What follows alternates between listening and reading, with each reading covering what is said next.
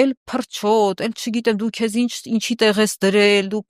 падգամավոր եղած ժամանակ մի ծպուտ հանել ես թե չէ։ Ոնց արդեն կոնկրետ անձանց անուններ ես տալիս սրիպսի մեջ։ Դե արդեն դու գիտեք ում երևի այդ խոսիթին ծանոթ եք, համենայն դեպս ինչ ասվեց նրա հետ կապված, դուք առհասարակ այս ամեն ինչից ինչ եզրակացրեցիք։ Սկզբից կամ համաձայն չեմ, որ այդ պահանջները միայն համացանցում էին։ Իրականում, թեև ես դրա մասին մի քանի առիթ ունեցել եմ, այսպես նկարներով ցույց տալու թե իրականությունն ու համացանցը ոնց է իրարից տարբերում,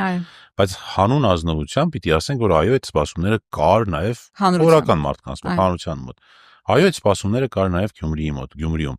բայց արդյոք այդ սպասումներն օբյեկտիվ էին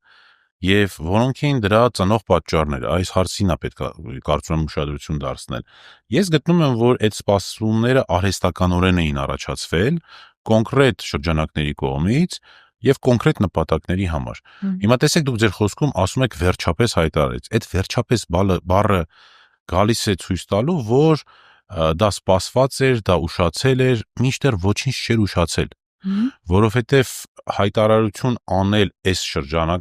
ժամանակաշրջանում, ընդ որում ես ավելին ասեմ, նույնիսկ հիմա էլ էր շուտ։ Թեև արեց Մարտուն Գրիգորյանը ամբողջովին մեծ հայտարարություն։ Մինչև ապրիլի 16-ը չէր ձգել։ Չէ, բայց առնվազն պետք էր սպասել, մինչև գոնե արդյունքները պաշտոնական բան անեն, ամփոփվեին։ Դե բայց դառնում էր արդեն Օսկարի մրցանակաբաշխության նման են, որ ձգում Բայց դուք հիմա վերադարձեք, այդ ձգելը այդ արհեստական սպասումները առաջացնելու հետևանք է։